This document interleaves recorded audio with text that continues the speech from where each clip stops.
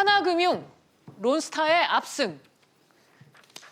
하나금융이 미국의 사모펀드가 제기한 1조 6천억 원 규모 손해배상 소송에서 완전 승소했다는 그런 결과가 나왔습니다.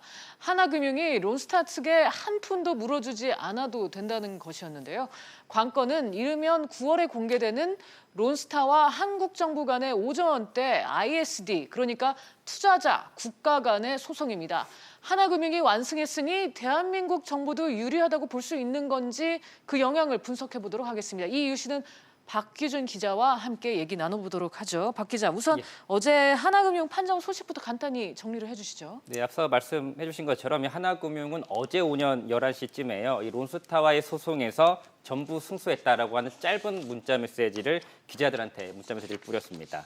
이 소송은 2016년도 8월에 이 론스타가 하나금융을 상대로 건 소송인데요. 2년 9개월 만에 드디어 최종 판정 결과가 나온 셈입니다. 이후부터 어제 하루 종일 관련 기사가 쏟아진 걸 보셨을 텐데요. 이 판정을 내린 곳은 ICC, 국제상공회의소라고 하는 곳인데 이 ICC 판정부는 론스타의 주장, 그러니까 하나금융의 압박 등으로 인해서 외환은행을 더 비싸게 못 팔았다는 것을 이 판정문은 일체 인정하지 않았습니다.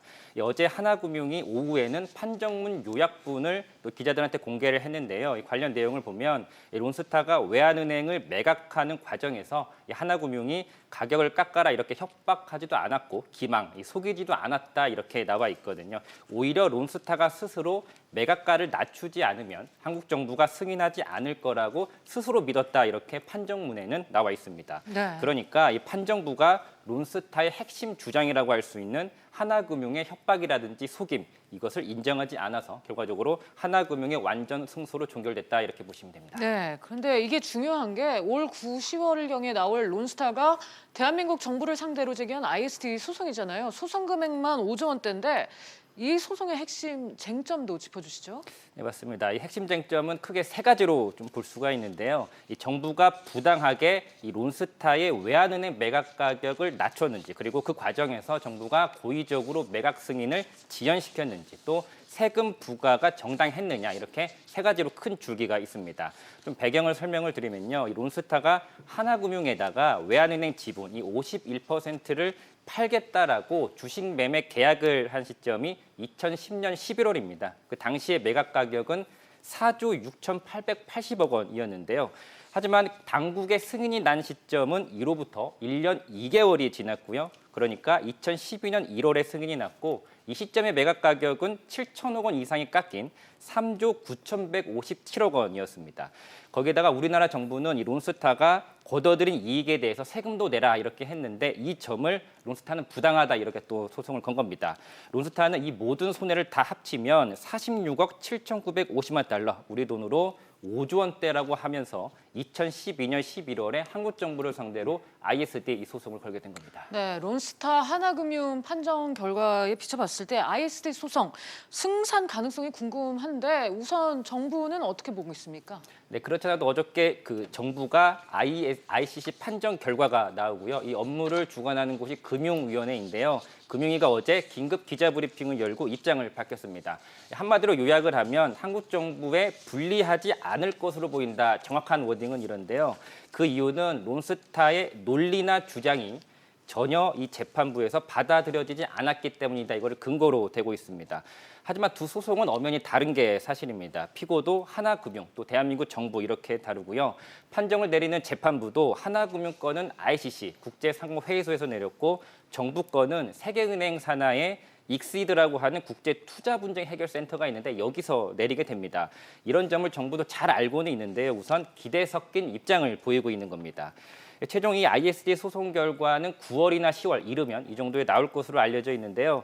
이 절차를 보면 최종 심리가 끝나고 절차 종료 선언, 이것도 끝나고 나서 최종 판정이 나오는데 최종 심리는 끝났습니다. 하지만 절차 종료 선언이 아직 끝나지 않은 상황이고요. 절차 종료 선언이 끝나면 이로부터 4개월 이내에 최종 판정이 나오게 됩니다. 네, ISD 소송과 관련해서는 두 분의 전망도 들어보겠는데요. 먼저 변호사님 어떻게 보세요? 이 소송이 원래 처음 제기된 거는 2012년 소송인데요. 2016년 소송이 오히려 결론이 빨리 나면서 지금 정부에서는 희망적인 입장을 좀 전하고 있는 것 같습니다. 특히나 이제 같은 중재 절차이고 쟁점이 일부 동일하다 이런 부분에 대한 희망적인 시각을 보고 있는데 그런데 일단 반면 ISD 자체 소송에 대해서는 그 정부의 그 지연 부분이나 그리고 압박 부분에 대한 그리고 세금 부과 뭐 이런 부분에 대해서 여전히 논란이 있고 현재 지금 절차가 완전히 종결된 상황까지도 아니니까 추가적으로 좀 변동할 사안이 있습니다.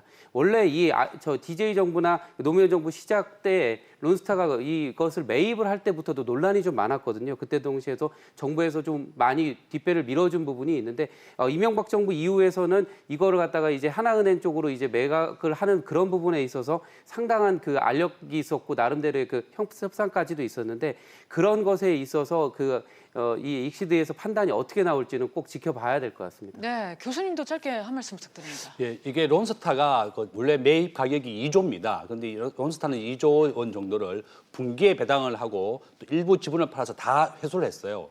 그 이후에 하나은행에 한 4조 원 정도 팔았는데 저는 이번에 이제 하나은행에 성소를 했고 정부에 대해서는 5조 원을 달라고 하는데 저는 정부가 일부 한 1, 2조 원 정도는 물어줘야 될 것 같습니다. 그 이유는 그 당시에 이제 매끄럽지 못한 매각 과정도 좀 있었고 이미 이제 론스타는 굉장히 나쁜 기업이죠. 우리나라 정부 입장에서 보면. 네. 그렇지만 또 한국 정부의 입장에서 보면 2003년도에 IMF의 요구 사항이 이런 부실 은행을 팔아라는 조건이었습니다. 또 부실한 외환은행을 좀 인수해준 면도 있기 때문에 또 꼭 나쁘다고만은 말할 수 없는 과정이 있는데요. 저는 이번 정부가 저야 이제 우리 한국 국민으로서 정부가 완전 이겨서 하나도 안 주면 좋겠지만 일부 한 1, 2조 원 정도는 물어줄 각오를 하고 정부가 생각은 대비는 해야 되겠다. 저는 그렇게 보고 있습니다. 네, 오늘 말씀 여기까지 듣겠습니다. 감사합니다.